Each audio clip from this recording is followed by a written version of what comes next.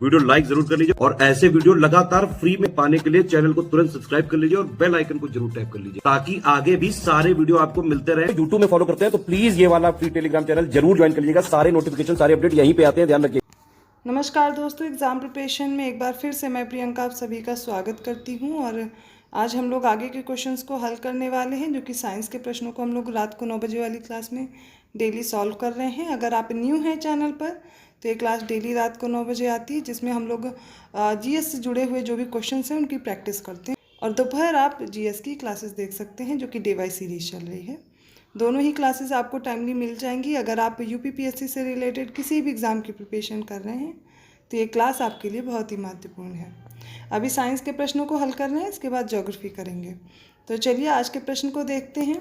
आज का जो पहला क्वेश्चन है, इसमें पूछा गया है, दो ठीक से जुड़े हुए आवेशित पिंडों के बीच विद्युत धारा प्रवाहित नहीं होती है यदि उनमें समान आवेश है या तो उनमें समान क्षमता है। ऑप्शन सी है अगर समान प्रतिरोधकता है या फिर समान विभव है।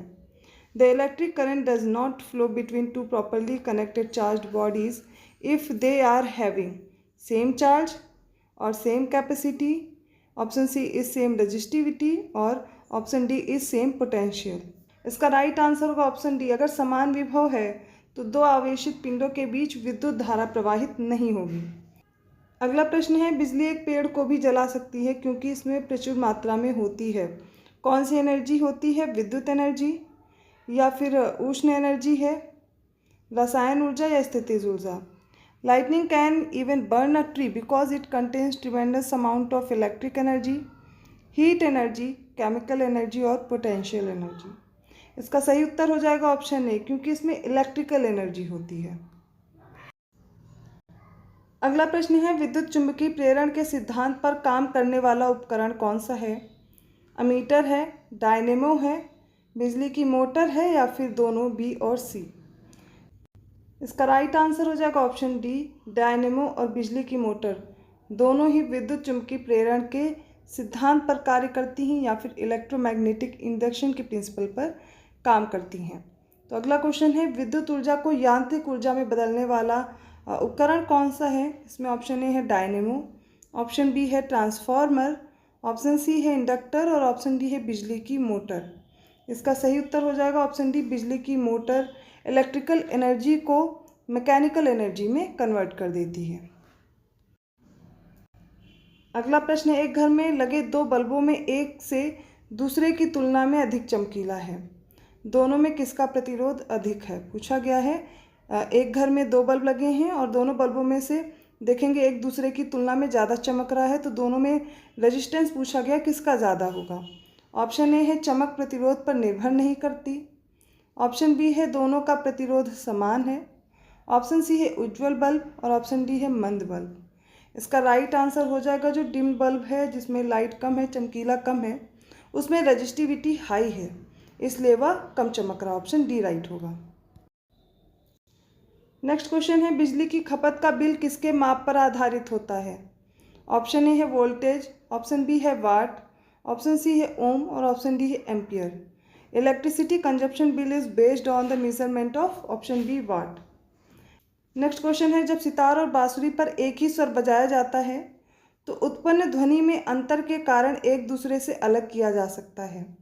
केवल तीव्रता से, ऑप्शन बी है पिच, तीव्रता और गुणता से, ऑप्शन सी है केवल गुणता से या फिर ऑप्शन डी पिच और तीव्रता से। तो इसका सही उत्तर हो जाएगा ऑप्शन सी, केवल उसकी जो क्वालिटी है उससे इनको डिफ्रेंशिएट या अलग किया जा सकता है। ऑप्शन सी राइट होगा। 228वां प्रश्न है। अब तक हम लोग 227 प्रश्न कर चुके हैं सीरीज़ के। तो इस क्वेश्चन में पूछा गया है 100 डेसिबल का जो शोर होता है इसका स्तर किसके अनुरूप होगा? केवल श्रव्य ध्वनि होगी, ऑप्शन बी है मशीन की दुकान से शोर आएगा, वो हो सकती है, ऑप्शन सी है शोरगुल वाली गली से आवाज़, ऑप्शन डी है साधारण बातचीत। तो इसका सही उत्तर हो जाएगा ऑप्शन बी, मशीन की दुकान से जो शोर आता है वो लगभग 100 डेसिबल के शोर के स्तर का होता है। अगला प्रश्न है, मनुष्यों की श्रव्य सीमा क्या है? What is the audible range of humans? Option A है 20 hertz to 20,000 hertz, option B है 30 hertz to 100 hertz, option C है 0 हर्ट्ज टू 20 हर्ट्ज, और ऑप्शन डी है 2 lakh hertz to 4 lakh hertz. इसका सही उत्तर हो जाएगा ऑप्शन ए, 20 हर्ट्ज से 20,000 हर्ट्ज तक की जो रेंज होती है किसी भी ध्वनि की, वो मनुष्य द्वारा श्रव्य होती है, ऑडिबल होती है। ऑप्शन ए राइट होगा। अगला क्वेश्चन अल्ट्रासोनिक वेव से है कि अल्ट्रासोनिक तरंगों के बारे में निम्नलिखित में से कौन सा कथन सही दिया गया है। ऑप्शन ए है वे स्वचालित दरवाजों के नियंत्रित कर सकते हैं। ऑप्शन ए है वे स्वचालित दरवाजों को नियंत्रित कर सकते हैं। ऑप्शन बी है इनका उपयोग बीमारियों के इलाज में किया जा सकता है। ऑप्शन सी है वे कीड़ों को नष्ट कर सकते हैं और ऑप्शन डी है सभी। इसका राइट आंसर होगा ये सारे के सारे जो कार्य हैं, ये फंक्शंस हैं, ये अल्ट्रासोनिक वेव्स के द्वारा किए जा सकते हैं। ऑप्शन डी राइट होगा। नेक्स्ट क्वेश्चन है ध्वनि के स्रोत और परावर्तक सतह के बीच न्यूनतम दूरी क्या होनी चाहिए ताकि एक प्रतिध्वनि स्पष्ट रूप से सुनी जा सके। ऑप्शन ए है 10 मीटर, ऑप्शन बी है 24 मीटर, ऑप्शन सी है 17 मीटर और ऑप्शन डी है 19 मीटर। इसका राइट आंसर हो जाएगा ऑप्शन सी 17 मीटर। अगला प्रश्न है यदि वायु, जल और स्टील में ध्वनि की चाल देखी जाए तो क्या होगी, जिसमें वायु के लिए VA वेलोसिटी एयर की और वाटर में VW है और VS दिया गया स्टील में। तो आपको पता होनी चाहिए ध्वनि की चाल किस में सबसे अधिक होती है और किस मीडियम में सबसे कम होती है। इसमें 4 ऑप्शन दिए गए हैं, आपको इनमें से देख के बताना है। ऑप्शन आप खुद ही देख सकते हैं, इसका उत्तर मैं सीधे आपको बताऊंगी। तो ऑप्शन ए राइट होगा क्योंकि सॉलिड स्टील दिया गया है, सबसे ज़्यादा इसमें चाल होगी किसमें, सॉलिड में, फिर उसके बाद वाटर और उसके बाद एयर में, मतलब सॉलिड लिक्विड गैस में, इस तरीके से है। तो ध्वनि की चाल सबसे कम होगी एयर में, उससे ज़्यादा होगी वाटर में, सबसे ज़्यादा होगी स्टील में। अगला प्रश्न देखिए आंतों के रोगों के निदान में किन किरणों का प्रयोग किया जाता है। एक्स रेज का, अल्फा रेज का, बीटा रेज का या फिर गामा रेज का। और इसका सही उत्तर हो जाएगा इसमें एक्स रेज का यूज़ किया जाता है जो कि इंटेस्टाइनल डिजीजेज होती हैं उनके क्योर में। अगला प्रश्न है पृथ्वी के वायुमंडल में आयनोस्फीयर नामक एक परत रेडियो संचार की सुविधा प्रदान करती है, इसका कारण पूछा गया है क्यों। पहला स्टेटमेंट है ओजोन की उपस्थिति के कारण रेडियो तरंगों का पृथ्वी पर परावर्तन होता है। सेकंड स्टेटमेंट है रेडियो तरंगों की तरंग दैर्ध्य बहुत लंबी होती है। बताना है इसमें से कौन से स्टेटमेंट आपको करेक्ट दिए गए हैं। यहाँ पर दोनों ही स्टेटमेंट रॉन्ग दिए गए हैं, ऑप्शन ए राइट होगा। इसमें जो पहला स्टेटमेंट दिया गया है कि ओजोन की उपस्थिति के कारण रेडियो तरंगों का पृथ्वी पर परावर्तन होता है, ये गलत दिया गया है। देखिए जो आयनोस्फीयर है ये लगभग 80 से लेकर के 400 किलोमीटर के बीच होती है। यहाँ पर देखिए विद्युत आवेशित कण पाए जाते हैं जिनसे टकरा करके ये जो रेडियो तरंगों का पृथ्वी पर परावर्तन होता है, ना कि ओजोन की वजह से। तो पहला स्टेटमेंट गलत हो गया। सेकंड है रेडियो तरंगों की तरंग दैर्ध्य बहुत लंबी होती है, इनकी वेवलेंथ लंबी दी गई है, जबकि ज़्यादा जो वेवलेंथ होती वो होती इंफ्रारेड वेव्स की, ना कि ये रेडियो तरंगों की। तो ये भी गलत दिया गया स्टेटमेंट, दोनों ही गलत हो जाएंगे और ऑप्शन ए राइट होगा। जबकि ओजोन की जो परत है ये समताप मंडल में पाई जाती है, स्ट्रेटोस्फीयर में पाई जाती है, ना कि आयनोस्फीयर में। अगला प्रश्न है निम्न में से किसे माध्यम की आवश्यकता नहीं होती, मीडियम की ज़रूरत नहीं होती, कन्वेक्शन, कंडक्शन, रेडिएशन या इनमें से कोई नहीं। और इसका राइट आंसर हो जाएगा ऑप्शन सी, जो विकिरण है, रेडिएशन है, इसे किसी भी मीडियम की आवश्यकता नहीं होती। अगला क्वेश्चन है पराबैंगनी किरणों के खोजकर्ता कौन थे। जॉन रिटर, बी है पॉल विलॉर्ड, ऑप्शन सी है मार्कोनी और ऑप्शन डी विलियम हर्शेल। इसका राइट आंसर हो जाएगा ऑप्शन ए, जॉन रिटर पराबैंगनी किरणों अर्थात अल्ट्रावायलेट रेस की डिस्कवरी इन्होंने की थी। अगला प्रश्न है निम्न में से किस तत्व में न्यूट्रॉन नहीं होते हैं। ऑक्सीजन, नाइट्रोजन, कॉपर या फिर हाइड्रोजन।